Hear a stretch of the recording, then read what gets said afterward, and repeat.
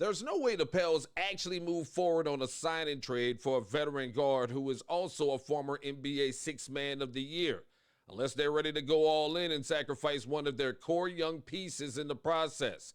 We're going to take a look at whether or not this trade makes sense for the Pels inside this edition of Pelicans Digest. What's good with it, everybody? It's your people, Melz On The MIC. Thank you once again for tuning in to Pelicans Digest. And it's Melz talking about them Pels, baby. Appreciate you subscribing as well. And thank you so much for making us one of the fastest growing Pelicans podcasts out here on these internets. And today, the Pelicans are back in the news, in the headlines once again, for another possible sign and trade rumor that's been floating around on the internet. And, let me start off this pod by saying that we have been pro Joe Dumars here so far in his aggressive approach to reconstructing this roster to get it away from the 20-win season that it had last year. We have been pro Joe Dumars over here, okay?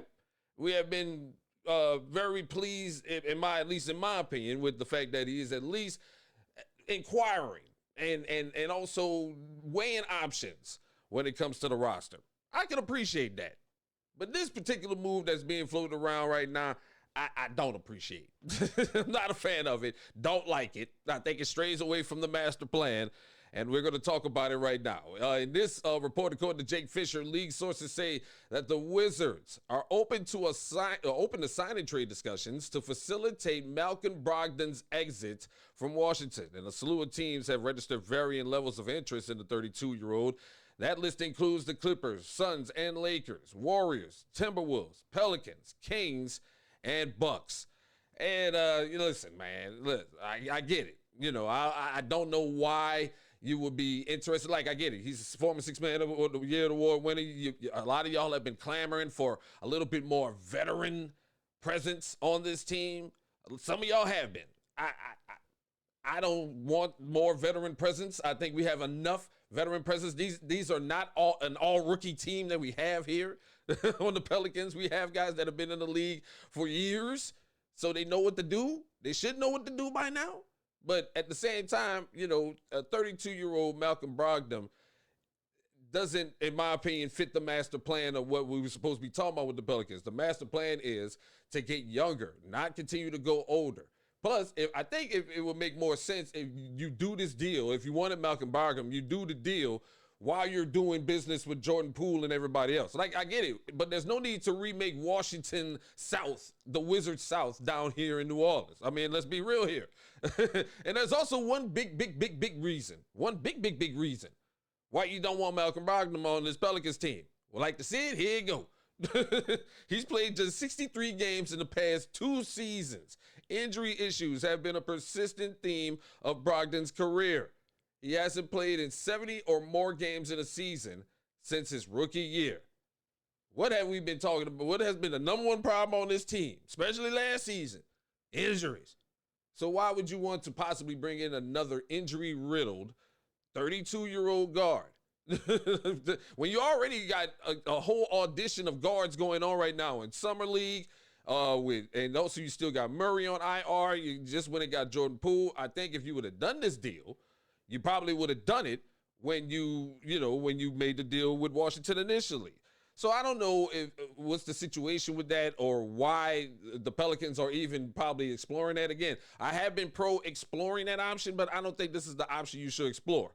Unless, because one thing y'all been clamoring for here, unless you're possibly talking about moving Jordan Hawkins.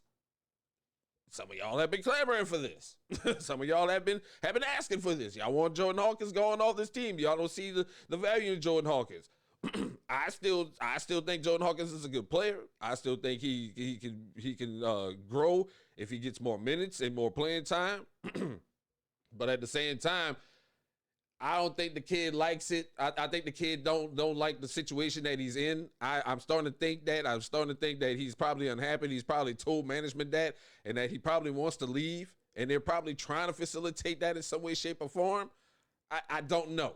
I really don't know. But that's my thought process on that, is that if you're really calling and inquiring about a Malcolm Brogdon, then I think there's something there where they're trying to at least move something.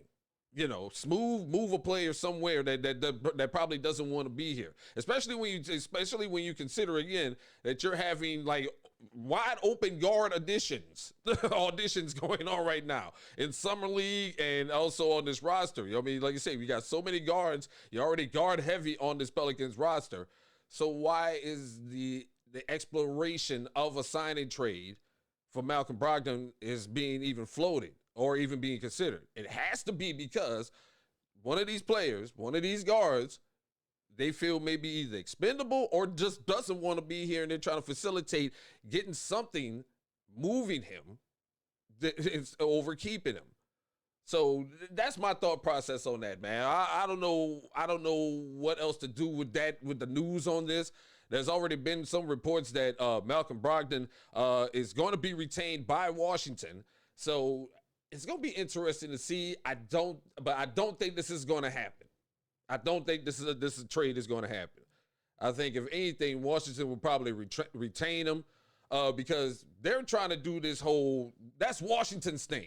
Washington is trying to do that whole, let's bring in a whole bunch of veterans to teach these young guys. And I think we're beyond that point in New Orleans. We are beyond that point. Because you got Zion, who's been here for what, going on 4, 5, 6 years now. You got all these guys who've been here for years now, at least no less than 3 or 4 seasons. So these guys aren't ignorant of the game, and they aren't ignorant of the NBA schedule or what they're supposed to do on the team and on the court. So I continue to say that the Pels master plan, I say this in an early video, the Pels master plan is you start with Zion as the base. And one thing we're starting to notice here, and a lot of y'all have said this in the comments as well, is that we are starting to look for what it appears to be. You're starting to try to build a team that can win without Zion. If not this year, but at least in the future, or at least could be competitive. So bringing in a Malcolm Brogdon don't necessarily makes a lot of sense to me, at least to me. Because again, aging guard who stays injured. Again, the guy stays injured. Yes, he could be coming off the bench. That's all fine and good, and he won't be getting a whole lot of meaningful minutes. But still, availability it's still been an issue. It's always been an issue in this guy's career. We've had enough of that. We've already dealt with that a million times over on the Pelicans as a franchise. Guys staying injured. And we saw this all last year. So why would you want to relive that nightmare when you need to have fresh, young energy and talent and movement on this team? That's what needs to be happening. So, instead of trying to put some more wear and tear on a guy like Malcolm Brogdon. I just don't like the move, man. Again,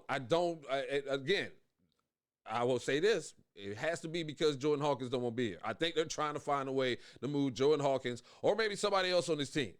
But it's going to be someone, it's got to be one of these guards because, again, we are crazy stacked at guard.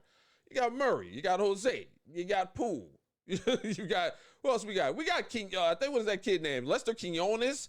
You got PV. You got Fears. I mean, it's just ridiculous how many guards you got. Plus, you got Trey Alexander, you're auditioning in G League. You still got Antonio Reeves, you're auditioning in G League. And so many more in G League, not in G League, in Summer League right now. You got so many guards. I mean, why? Why even explore this?